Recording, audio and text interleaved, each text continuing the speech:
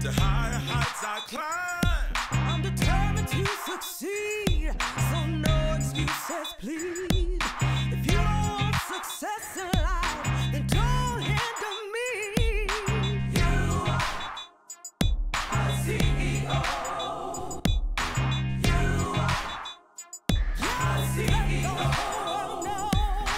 You are a CEO. The time is here to celebrate. Success is calling, so don't be late. A CEO. Let the whole world know. You are a CEO. You are a CEO. The time is here to celebrate.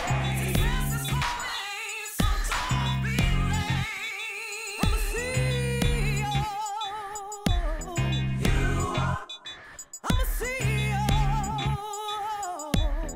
You are.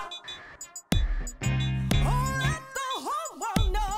The time is here to celebrate a CEO.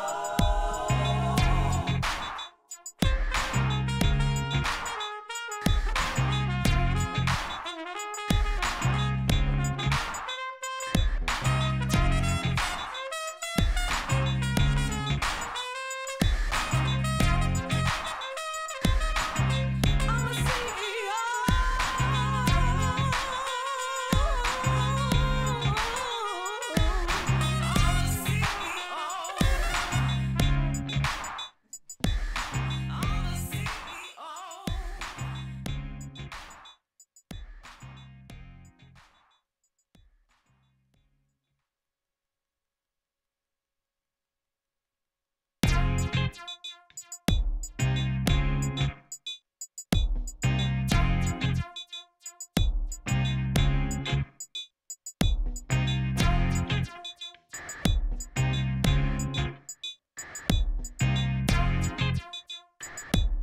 Yes, let the whole world know. You are a CEO.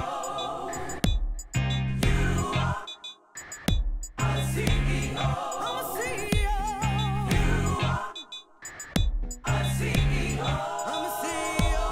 The time is here to celebrate. I've got to manage myself, got to manage my mind. The task is not easy, but the higher heights I climb. I'm determined to succeed, so no excuses, please. If you don't want success in life, then don't hinder me. You are a CEO. You are a CEO. You are a CEO. The time is here to celebrate. Success is calling, so don't be late. A CEO. Let the whole world know. You are a CEO. You are a CEO. The time is here to celebrate. Success is calling, so don't be late. I'm a CEO. You are. I'm a CEO. You are. Oh, let the whole world know. The time is here to celebrate a CEO.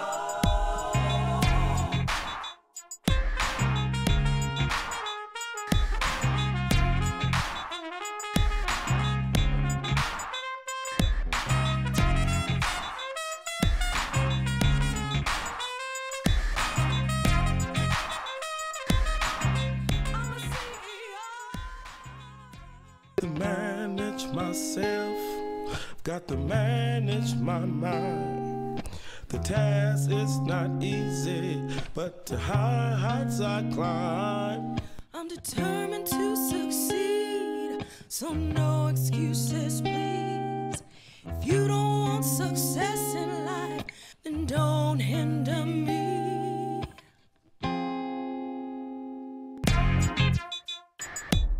Yes, let the whole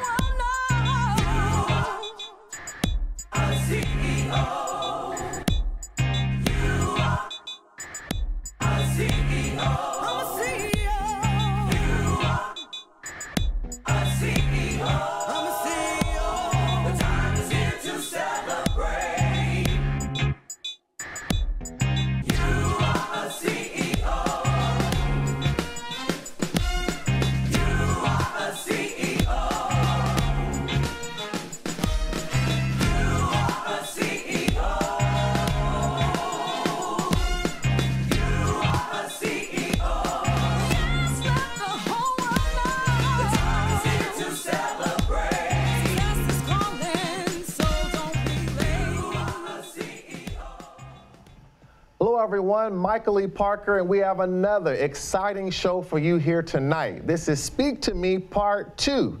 Now, in our first part, we talked about communication. We talked about so many wonderful elements, the power of words, where the place that care is involved and how we effectively communicate. We talked about all sorts of things that can take us away from being an effective communicator. We had some sports analogies. We even talked about offensive communication and defensive communication. All of these different things were really, really important. But tonight, we're going to talk to I have some esteemed guests here tonight, and we're going to be talking about many different things directly related to how we use communication in the real world, in real life. And so I want you to sit back, enjoy this show, and I want you to take note of how communication shows up in many different arenas in day-to-day life as well as in our careers. And so having said that, I have a special guest with me right now, Miss LaShonda Wells. How are you? I'm wonderful. How are you? Can I shake your hand? Are you sure can? Well, thank you so much.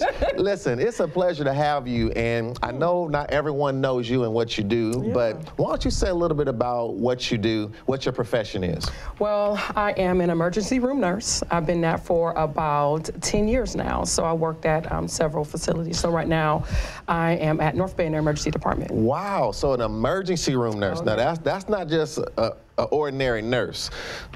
Yes, absolutely. So let's talk about the emergency room. Now, we've all heard about the emergency room. Right. Some people have had the pleasure or displeasure of being in the emergency room before. But what are some of the things you see just being in the emergency room? Well, as you know, emergency is so unpredictable. Right. So you kind of have to be on guard for whatever comes through the door.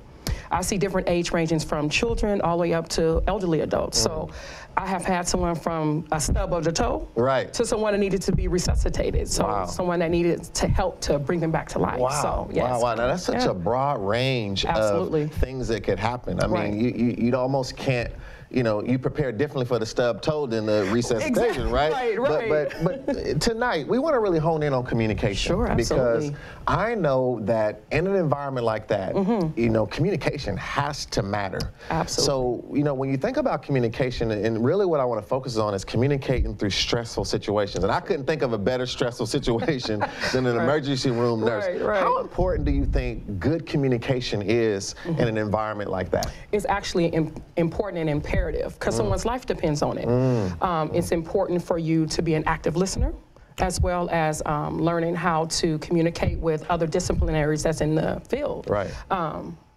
Being in an emergency department, having someone in a critical situation and being able to tell them exactly what they need to have their life saved or to help them trying to just get well. So, Right. So you're talking about communication to the patient, communication to other nurses, communication to doctors, communication to administrative folks. So all of those communications sometime, are they all happening at the same time? Absolutely. And you also want to make sure we add in the family as well. Oh, that's a good one. So even though sometimes as an emergency room nurse, we can tend to just focus on the patient, but you also need to focus on the family as well. So say for instance in a situation where I'm trying to help someone to resuscitate or breathe, I'm talking with a respiratory therapist. That's the person that controls the breathing. I'm talking with the physician because that's the one that gives me the orders. I'm also talking with maybe another part of my cohorts because they need to help me maybe put someone on a monitor. So there's always effective communication that needs to happen at all times. Wow, that is really, really amazing. And so when you're thinking about communication, for each situation that we're in, we often have to adjust how we communicate to be more effective. It could be tone, demeanor, verbal and nonverbal, eye contact. Sometimes you need to let someone know, I mean, do this now, but you're not trying to hurt nobody, but they need to know this is serious. How do you deal with just the different dynamics of how you communicate to the different scenarios that might surround you in that environment? Well, in my profession and in my experience that I've had, I had to learn it by situation. And so if someone is coming into the emergency department, they're very upset. You're not going to approach them the same exact way. And so body language is very important and tone of voice is very important. And so I tend to approach it from that perspective. And if someone maybe is laughing and they're happy, I go with it because when someone comes to see me, they're in a very dire situation. It's almost like they look at us as the calm to the storm. So I try to match that accordingly. So you basically have to adapt. Can you share a situation where maybe you know, someone came in, there was a lot going on, and you had to adapt, and what kind of communication strategies you used to help with the situation? So I'm going to paint this picture for you. Okay, please. So I'm ready to paint it. All right. So I'm in the emergency department. It's a 26-bed unit, okay? So I have a full ER that has about the same amount of patients that are in the waiting room waiting for me. Okay. I have my own section, which is about 4 patients that I'll take care of myself. So it's a very extremely busy shift. So is that 26-bed room, is it just for the emergency, and then there's other beds for the rest of the hospital? Absolutely. So there's some set-aside ones just for, Just for the emergency department that we tend to deal with. All right. And so just painting a picture, I come to the nurse's station, I'm the only nurse there. A family member comes out of what we call our critical bed area, is where we see patients that just maybe need a one-to-one nurse. A wife comes out and says, my husband is not speaking. And so I go run into the room and I look at this patient, and the patient is at this blank stare. So giving you a little bit of background about just respiratory issues, sometimes when, say, carbon dioxide is attached to like oxygen, it affects someone's mentation. So this patient is staring off to me. I'm asking for the name or asking him to speak to me. Right. He's not saying anything at all. Oh my God. So this patient's breathing is starting to decline. And so at this time, I yell. So in the emergency department, you have a lot of autonomy. Right. So you have to learn how to use it appropriately. So this time, I call for other nursing. So you had the autonomy to yell. I had the autonomy to yell, and I used it too. Yeah, right. You got to use it. I used it because someone's life depended on that. And once I got the doctor in there, I got the primary nurse, who was actually the patient's nurse, and immediately the patient had to have a tube to put down them to help them to breathe, because they almost passed away within minutes. So that's just a form of how the emergency department can quickly change, in communication at the right time and appropriate is very important. Now, thank you for sharing that, first of all, and hats off to you for saving a life, you know? Thank you. So, I mean, now think about it. This is why communication is so important, because, you know, normally if I would say, is yelling appropriate to be effective in communication, someone would say no, but it was appropriate there, right? And not only did you need to know it was appropriate, or you wouldn't have saved that life, but those who heard the yell need to understand it wasn't personal, right? Absolutely. So do you think it's really important for everyone that's working on that team at that moment to understand why your communication might need to change for the situation you're dealing with? Absolutely, that's very important too as well. The tone of voice. And so they knew right then and there that even though I yelled, the tone of my voice said, oh my God, this is something emergent. Let me run to see what's going on, even though they didn't really see my face. Right. And so I had to adjust appropriately for that situation, and they responded appropriately as well. That is very good. Now, let me throw something else at you. I got me an emergency room nurse here. I'm going to take advantage of this. So let me ask you this. So you got different scenarios where you got people who are dealing with a family member that is in danger, or might be in danger of, you know, some disease or sickness. You got all of these different dynamics. Now, something that's powerful about communication, and you know, I talked about a little bit about this in the first show that we did on this, is that this actually is the power to control other people. So when I say something to you, if I say you look beautiful today, there's certain emotions you get. You look beautiful, by the way. Oh, well, thank you. See, that's a feeling that goes with that, right? Yeah. Now, if you tell someone that they're mean, there's an emotion that comes with that. So when you're dealing with situations that are coming at you, the power of being able to use communication to calm someone down or give someone hope. How would you describe some of that, where you literally can use communication to change someone else? Because they're coming at you a certain way, and you see that I can't meet them where they are. I got to use communication to change who they are. So that's really good. I'm glad you asked me that, because as I mentioned before, when people come to see me, they're in a very dire situation. So a lot of times emotions are raging. Right. And so there's an empathy that needs to come with that to understand where they're coming from. Right. And so for me, dealing with that, of course, a couple of times in my career, I have learned body language is very important, because if you come at someone that is very emotional and upset, and they can see your stance is off, or maybe your shoulders are broad, that can rise that up. So I tend to relax. So even your posture, even my posture, absolutely, yes, sir, is very important with communication, because you can say whatever you want, but your body is speaking something different. That's very good. So when you walk into a room and I'm seeing a patient or a family member that's upset, I want them to see my body language is relaxed, and I'm there to help. That's good. And not harm. Right. And so then once they see I'm there to help, I listen. And so I think that's another form of communication as well, because they need to know, okay, I'm coming and you're talking to me, but are you listening to me? That's very good. I tend to make sure I do that. And then when I open my mouth, my tone is very soft. So my tone has to be soft so they can know, again, that I'm not here to harm them, but to help them. Right. And so my tone tends to go with that too as well. That's outstanding. Those are some really great tips. You know, those out there listening, I'm sure they can use some of that to, you know, because sometimes we're not in an emergency room, but different things in our life feel like an emergency room. Right, exactly. Right? And so how have you, let me just ask you just this last area, Sure. how has being in that environment, do you feel, helped you in your own life in terms of being able, maybe, because I talk about this a lot in our first show about, you know, communication, is that, you know, care has a lot to do with how we communicate, how we care and how we care about others. And I can tell you're in this industry because you have care, you like helping people. So tell me, just in closing, what's some final words you can give me on how being in that environment has translated to you being a better communicator in other scenarios? I think for me, as mentioned before, being able to effectively communicate and tell the need, maybe of myself or someone else, is very important. It has helped me to be more attentive. It has helped me to look at the people that are in my life, and sometimes I don't even have to say anything because I know them very well and I know their body language. I can tell when something is maybe not right or something is wrong, and so then it helps me to communicate and ask them how you feeling, and also same thing with me as well. Right. And so it helps me to be a little bit more attentive, a little bit more caring, more patient, more kind. Right. That is definitely helping with that. So it's also giving you some sensors to sense people. Absolutely. And to understand where they are. So it's not just learning how to communicate, but also how to read communication. Yes. Absolutely. Yes. Very, very good. Well, LaShonda, I want to thank you for everything you did on this show. I mean, this has been an honor to have you on the show. I really appreciate the work that you do out in the community. And, you know, you also someone who I also have the pleasure of being a part of this team and doing a lot on this team. And so you're one of the CEO family. And so it's such a pleasure to have you on the show. So I want to thank everyone for listening to this segment. And again, we've got more to say here tonight. We're just getting started. I want you to watch this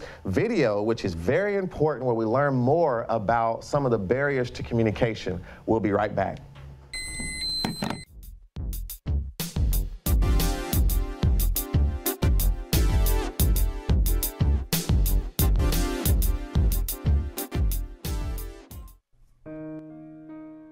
Ten barriers to effective communication.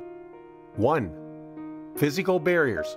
These are such things as inadequate equipment, such as outdated computers, phones with poor signals, background noise, poor lighting, temperatures that are too hot or too cold, tangible items that may interfere with communication efforts.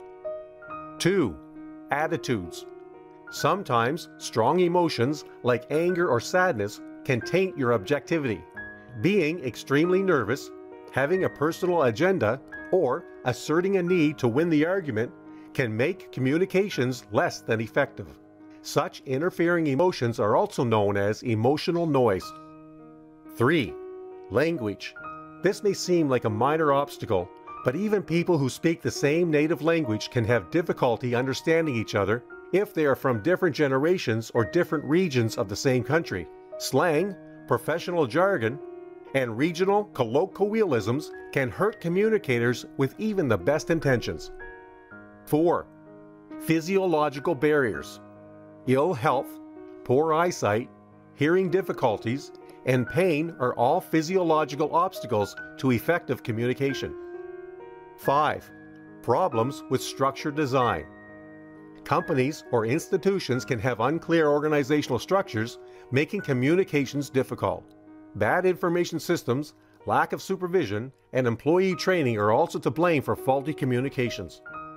6. Cultural noise. People sometimes make assumptions about others based on their cultural background and associated stereotypes. 7. Lack of common experience. It's a great idea to use examples or stories to explain or enhance a point. However, if others cannot relate to these examples because they do not have the same knowledge or shared experiences, then this tool will be ineffective. 8. Ambiguity and overuse of abstractions. Leaving things half said or using too many generalizations, proverbs, or sayings can lead to lack of clarity, which in turn lends itself to misinterpretation. 9. Information overload. It takes time to process large quantities of information, and too many details can overwhelm and distract the audience from the important topics. 10. Jumping to conclusions. Making assumptions before listening to all the facts can be problematic in the least and catastrophic at worst. Hello everyone, Michael E. Parker, and I'm back in the studio with two of my favorite people. This is Miss Jalil Stewart. Hello. And Mr. Darrell Brown. Hello. And these are executives in our company here at URCEO. And I want to welcome you both to the show. Thank you. I don't always get to have y'all on the show. We talk all the time in meetings and all sorts of things. You deal a lot with the human resources and overall organizational development throughout our enterprise, and then Darrell in our finance area, which is very critical, and also chief of staff. I can almost give you anything to do on my behalf. And so I wanted to talk a little bit about you all, because even before you were working with me, you all have a great journey, and I'm gonna tie it all back to communication and some things we can learn from both of you.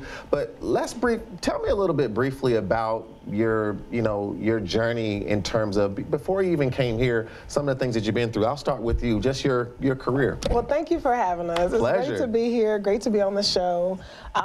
Sometimes I don't care to admit how long I've been in human resources. These years have passed but by. I started in human resources actually as a junior in high school. It was my first job as a working student in high school. I worked in the personnel department at the school district office.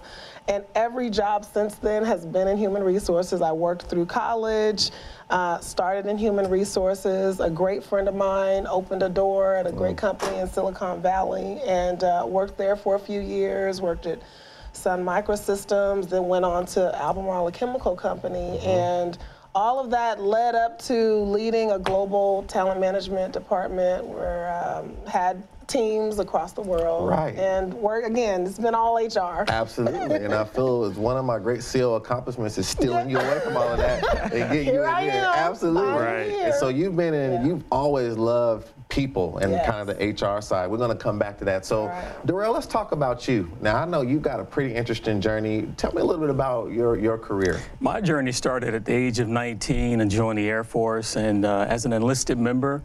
And my first assignment was overseas in Japan. I got married at a young age of 19, had a wonderful opportunity to go into military intelligence overseas in the area of signal intelligence. So started out really in communications, but more on the intelligence side. After that, I had a chance to, I think Reagan had basically shut down the air traffic control system, put a lot of resources out of the Air Force into the FAA. So I had a chance to kind of backfill and move into air traffic control in the Air Force. Wow. Did that for 7 years, and then after that I had a chance to be a commissioned officer.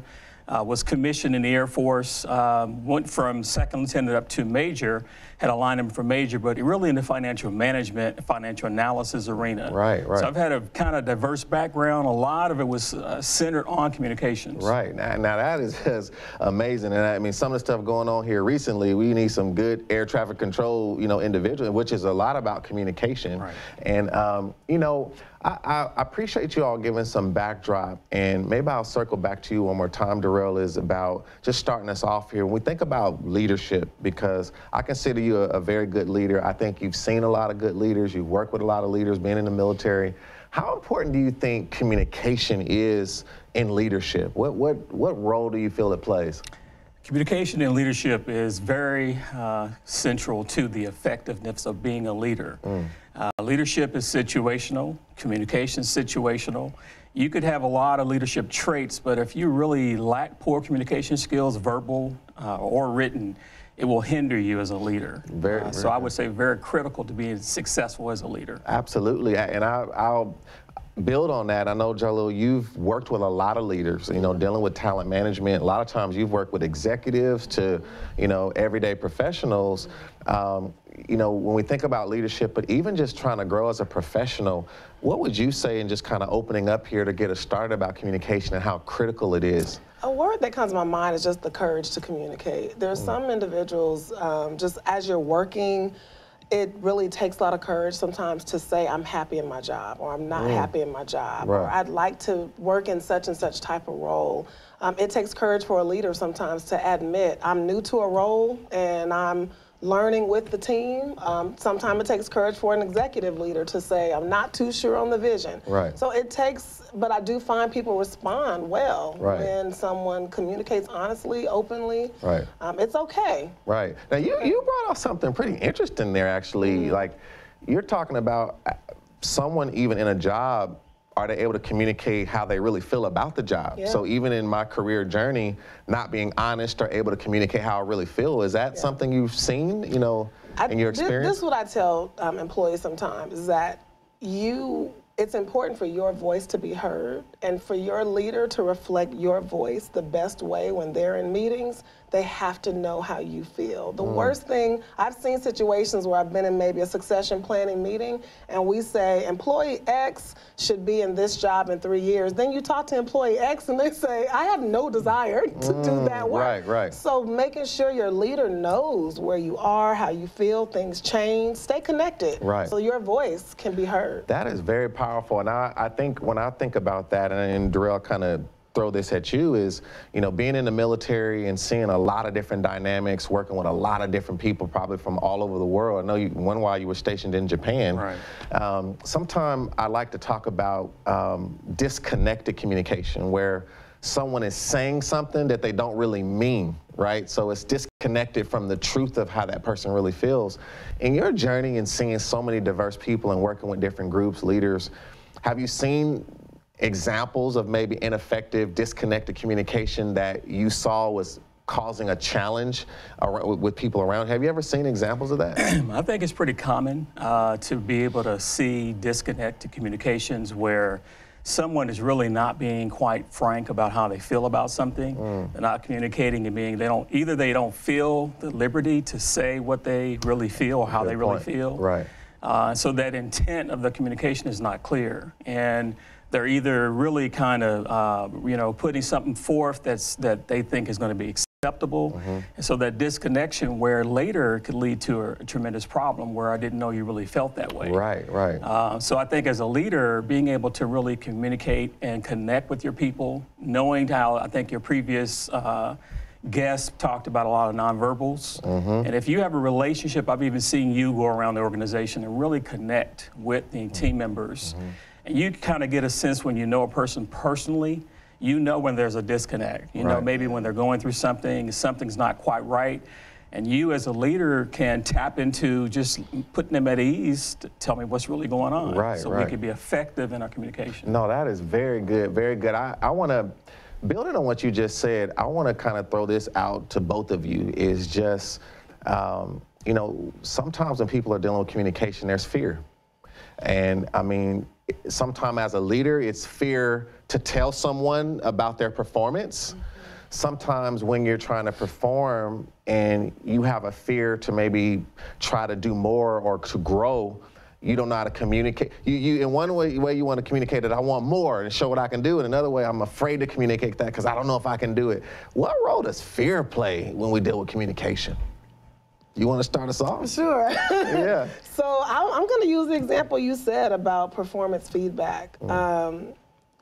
It's very difficult sometimes for a leader to think of ways to express to an employee why it's important that they change something. And not only just saying this is an area to improve, but why it's so important to the company or to the team to improve that. And I partner with leaders, and that nervousness is always there.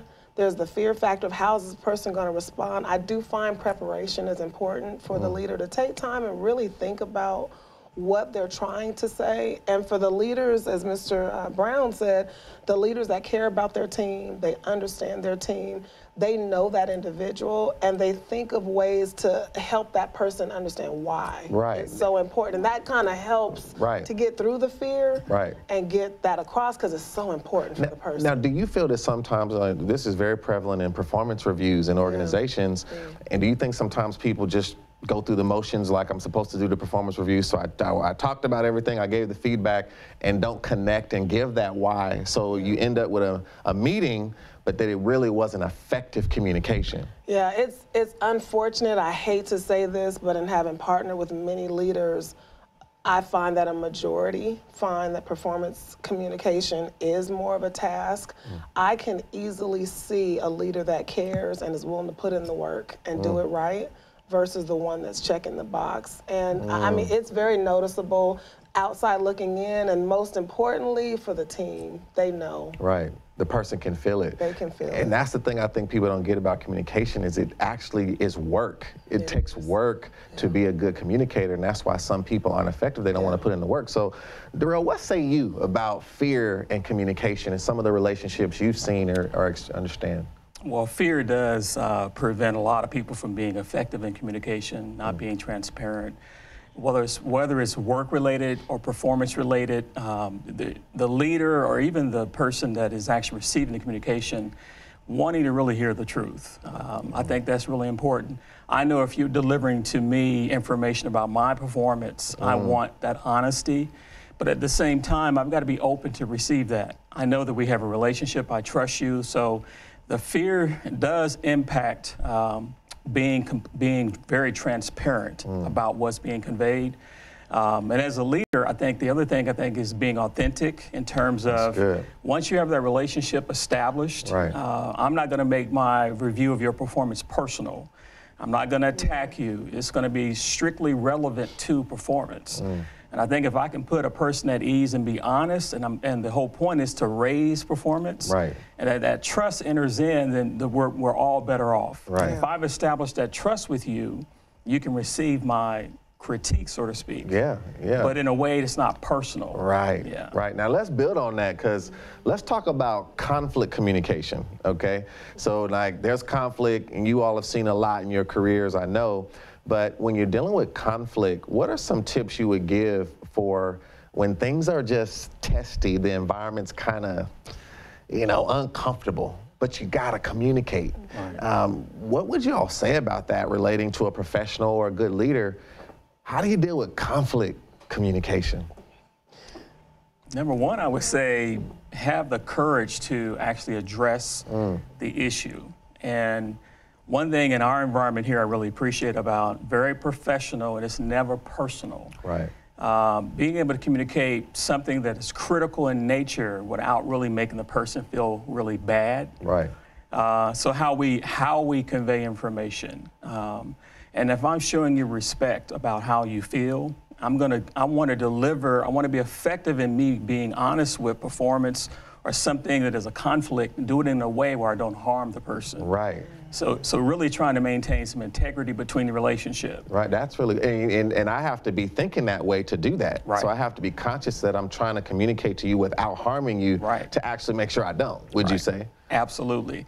And with that approach, you'll find that even though it may be painful for the recipient, that person can grow in that. Growing, hearing performance being criticized on how to improve, and maturing in that process. And so in turn, what you're doing is you're raising up individuals that can receive information that can be critical but not personal.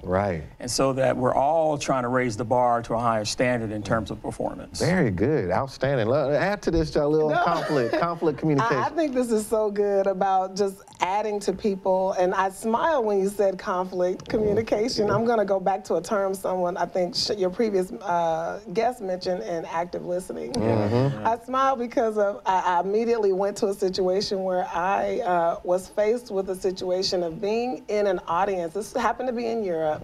I'm talking, communicating, presenting, and I had no idea there were some words I was using that did not connect at all with the audience. Because of the cultural differences? Yes, the cultural differences, the language. So I had conflict happening and didn't even realize that we had conflict. But once I found out, it took active listening, connecting, as you all were just talking about, with the audience and with individuals to understand what they were hearing versus what I was saying, and then be willing to make a change. And that can happen anywhere in the world, anywhere in a room, in a small conversation.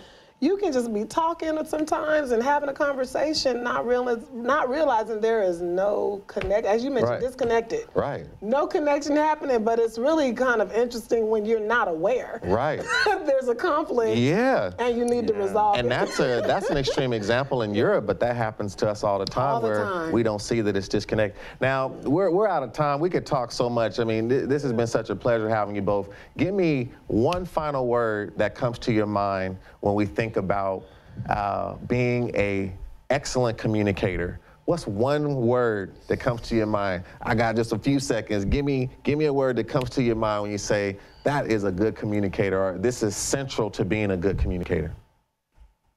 I have to go with authentic. Authentic, all right, great. I like that one. What about you? Well, since you took my word. Yeah, okay. Y'all both think authentic is good, all right. I will be clear intent. Clear intent. 2 words, clear all intent. All right, so or intent. Intent. But you're really saying that intent needs to be clear. Very clear. Very good. And those are kind of related, clear intent and being authentic. Very, very good. I want to thank you both for being on this segment. I can't wait to have you back on. But this has been outstanding. I appreciate all you do in the organization. I appreciate your careers and what you've added to this show. And so I want to thank all of you for tuning in to another wonderful segment. We got another segment right after this video break. You want to really sit back and watch this video. There's a lot to learn from it. And when we come back, we're going to have another powerful segment on something I know you'll appreciate with regard to communication. We'll be right back.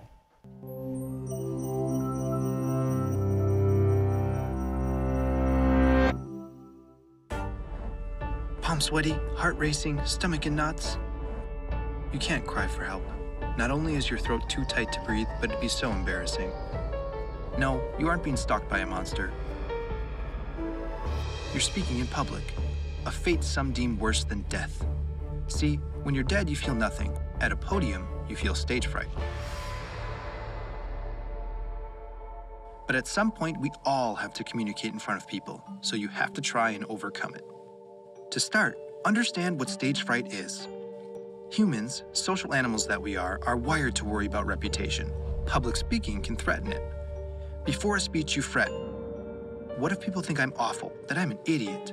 That fear of being seen as an awful idiot is a threat reaction from a primitive part of your brain that's very hard to control. It's the fight or flight response, a self-protective process seen in a range of animals, most of which don't give speeches. But we have a wise partner in the study of freaking out. Charles Darwin tested fight or flight at the London Zoo's snake exhibit.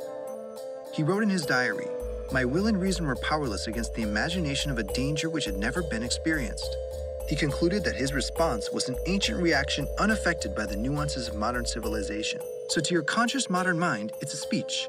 To the rest of your brain, built up to code with the law of the jungle, when you perceive the possible consequences of blowing a speech, it's time to run for your life or fight to the death.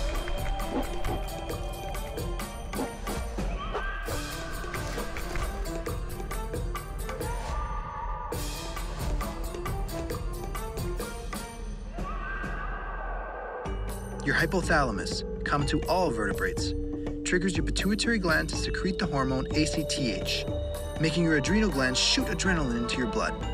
Your neck and back tense up, you slouch. Your legs and hands shake as your muscles prepare for attack.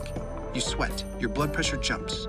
Your digestion shuts down to maximize the delivery of nutrients and oxygen to muscles and vital organs. So you get dry mouth, butterflies. Your pupils dilate. It's hard to read anything up close, like your notes. But long range is easy. That's how stage fright works. How do we fight it? First, perspective. This isn't all in your head. It's a natural, hormonal, full-body reaction by an autonomic nervous system on autopilot. And genetics play a huge role in social anxiety. John Lennon played live thousands of times. Each time he vomited beforehand. Some people are just wired to feel more scared performing in public. Since stage fright is natural and inevitable, focus on what you can control. Practice. A lot, starting long before in an environment similar to the real performance. Practicing any task increases your familiarity and reduces anxiety, so when it's time to speak in public, you're confident in yourself and the task at hand. Steve Jobs rehearsed his epic speeches for hundreds of hours, starting weeks in advance. If you know what you're saying, you'll feed off the crowd's energy instead of letting your hypothalamus convince your body it's about to be lunch for a pack of predators. But hey, the vertebrate hypothalamus has had millions of years more practice than you. Just before you go on stage, it's time to fight dirty and trick your brain. Stretch your arms up and breathe deeply. This makes your hypothalamus trigger a relaxation response. Stage fright usually hits hardest right before a presentation, so take that last minute to stretch and breathe. You approach the mic, voice clear, body relaxed. Your well-prepared speech convinces the wild crowd you're a charismatic genius. How? You didn't overcome stage fright. You adapted to it, and to the fact that no matter how civilized you may seem, in part of your brain, you're still a wild animal. A profound, well-spoken wild animal. Hello everyone, Michael E. Parker back, and I hope you enjoyed that video talking about stage fright and fear. And I got a wonderful guest right here, Terry Fulton, our Chief Content Officer. And let me get some skin there. Yeah, get in. It's good to see you. Skin. So listen, you want to do it for real? Some skin? No. You want to do that for real? So you know, I'm so thankful to have you on this show. You know, we work a lot with content, talking about different things, but I wanted you to come in as in your expert hat, because I know you do a lot of speaking. You do a lot of speaking on behalf of the company, the team, the mission, the URCO journey. And so I want to talk to you a little bit about just you on a personal level, how you handle certain things. Now, we know public speaking is right up there with death in terms of fear, number one People fear. rather do a eulogy than die. Absolutely, and you talk about that a lot. So tell me, let's go back a little bit though and understand just your journey.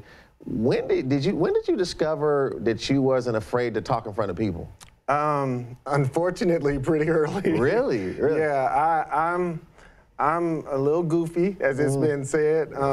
I grew up in a big family, so talking in front of people, I got a lot of practice at home. A lot of practice, but it's still different though, doing that than performing in front of an audience. Right. And so even though I had a little bit of practice, my upbringing and everything, I still had to learn to articulate a thought to an audience and to get them to respond to it in a positive way. Right. And so that happened right around my senior year in high school. I started doing a little more public speaking at that point. All right, so, and I want to go more into some communication things in a minute, but I just want to still talk to you for a minute about your journey, because so you weren't afraid to get in front of people, maybe cutting up or something, or you know, having fun.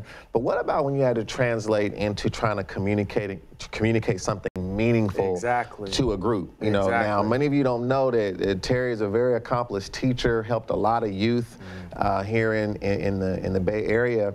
But what was the transition to really starting to be held accountable for actually making sure what you were communicating was teaching someone something? Sure, and that's where I got a lot of my practice. I'll never forget my very first day of school, and not only my first day of teaching, but I was going through a credential program that was being chronicled on NPR.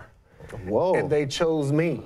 Really? So NPR was in the classroom on my very first day teaching. I didn't know that. Yes. Really? Now, it wasn't video, it was audio back then. Right. But, you know, so I had a national audience that was in the classroom. Your first day teaching? Absolutely. I'm going to try not to be offended that I don't know about this, but this is good. It's good for our show. But I still have the tapes, and they're real tapes. Really? Yes, sir. And so that was a little nerve-wracking, but what I found, and you talked about in the last segment, fear. Right. And so that's where a lot of people, they don't really fear the public speaking. I think it's a little misplaced for a personal awareness kind of exercise.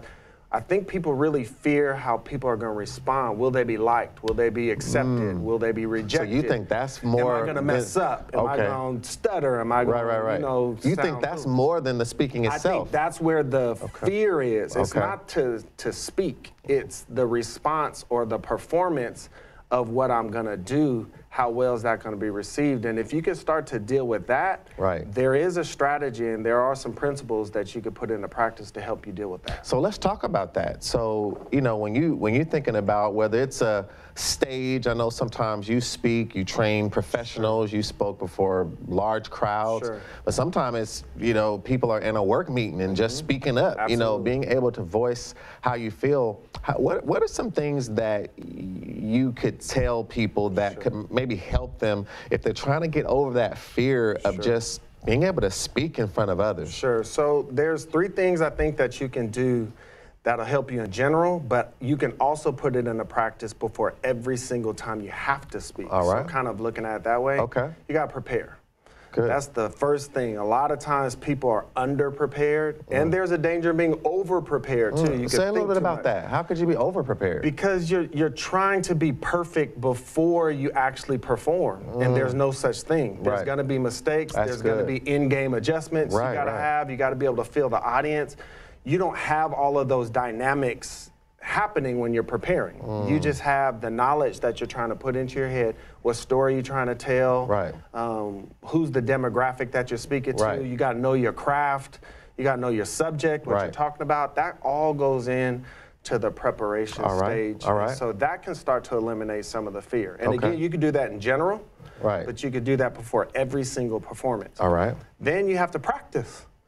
You have to, like, if there's visuals, for instance, and I only have 30 minutes to speak, Right. I'm not going to do 70 visuals because now I only have about 10 seconds per visual. My pace will be way too fast. Right. And that pressure is And on you. that pressure is on you, so Right. I'll scale way back so I can make sure that maybe I only want about 2 minutes per slide. Right. So I'm only going to do 15 slides because I only have 30 minutes. Right. And I start there, and I start to practice how the flow is going to be and everything like that. And I always try to leave room for the unknown too, Right. because there's no perfection yet. Right.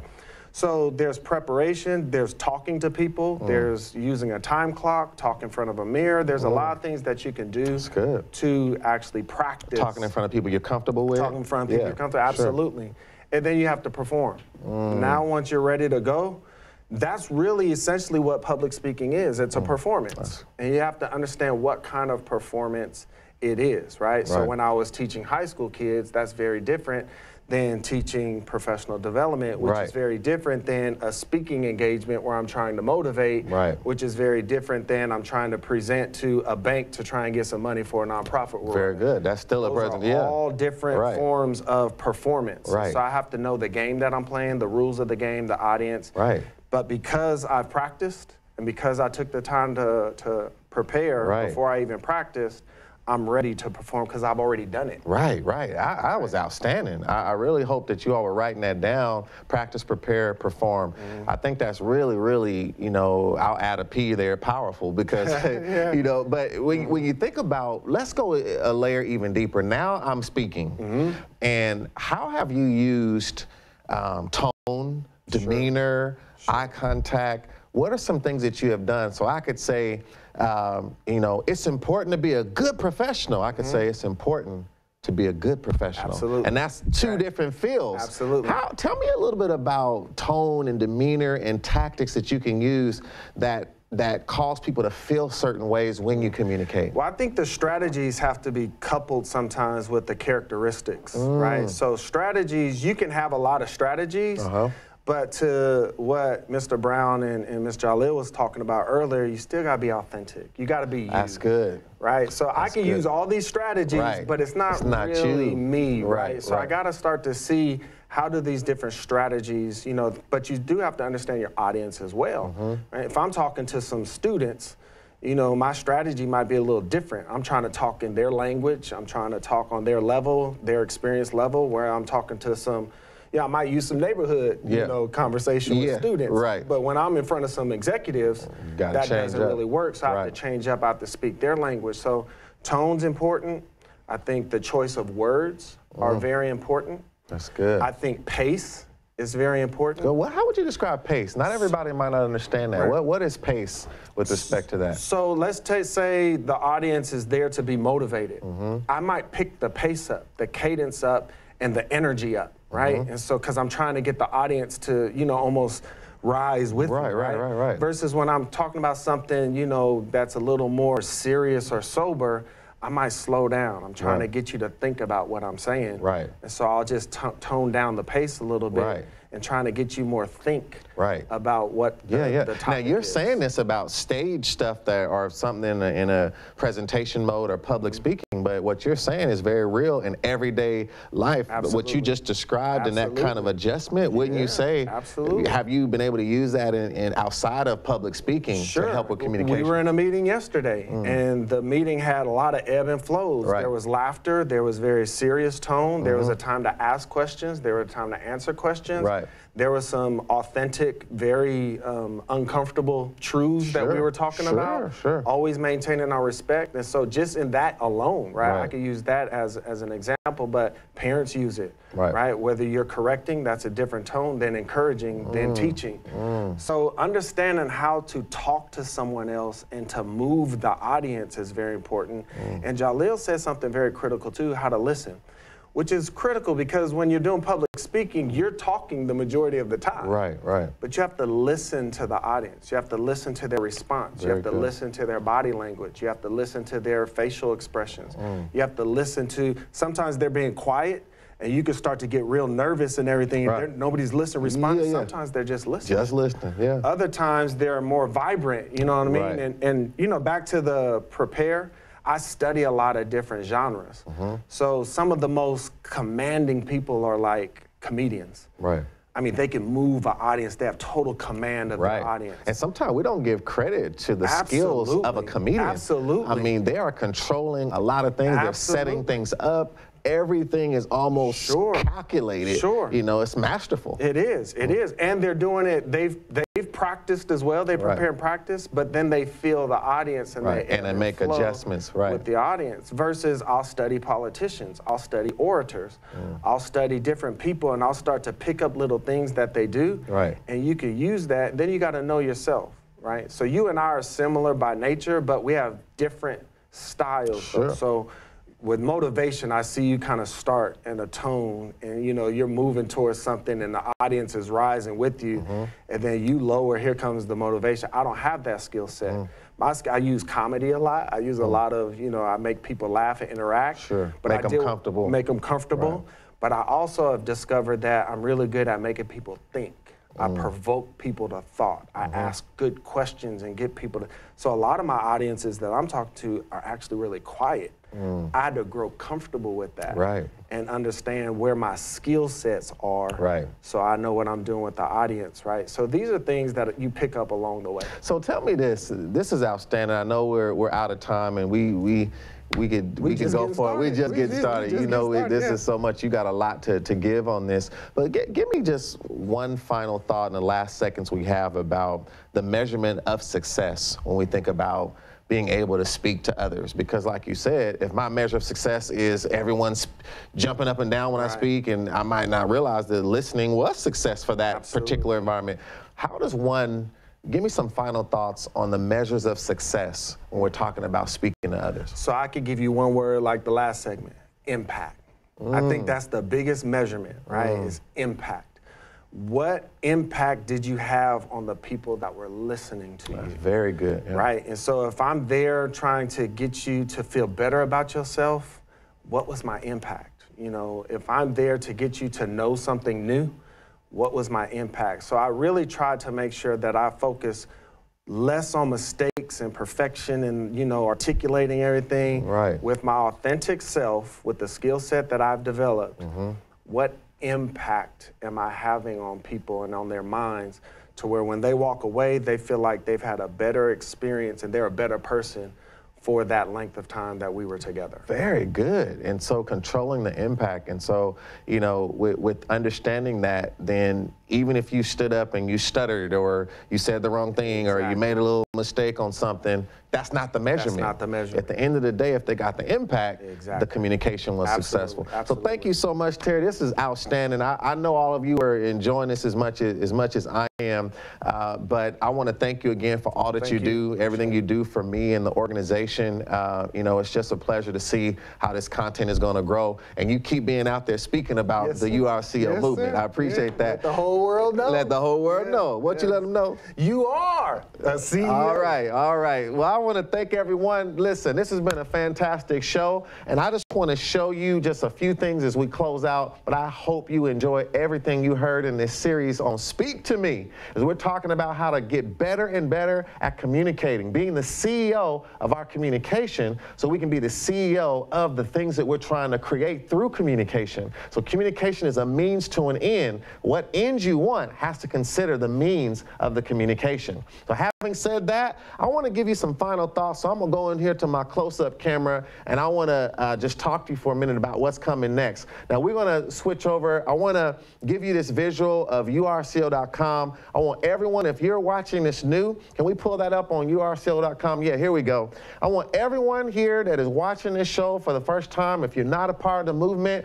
go to urco.com or connect with the person who invited you to this and make sure you register. Join the movement. Become a part of that movement. And those of you that are really serious, get in the club as well as become an affiliate. And you'll find out more about that. Go in there, look around, fight to be a part of something that's fighting for you. That's what URCO is about. We're fighting for ourselves, we're self-leaders, and we're making a difference. Our next show, I'm pleased to announce to you, is about entrepreneurship.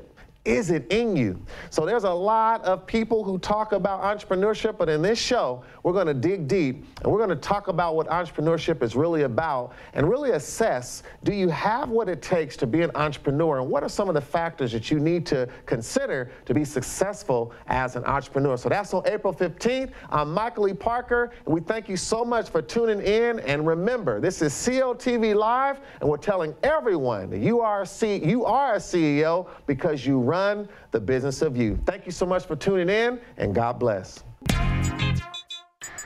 Yes, let the whole world know you are a CEO. You are a CEO. I'm a CEO. You are a CEO. I'm a CEO. The time is here to celebrate.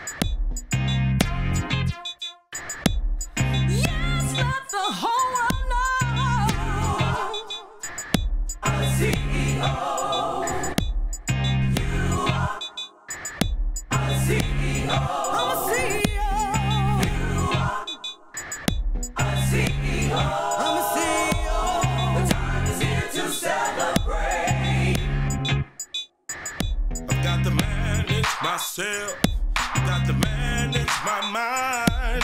The task is not easy, but the higher heights I climb. I'm determined to succeed, so no excuses, please. If you don't want success in life, then don't hinder me. You are a CEO. You are a CEO. Oh, no. You are a CEO.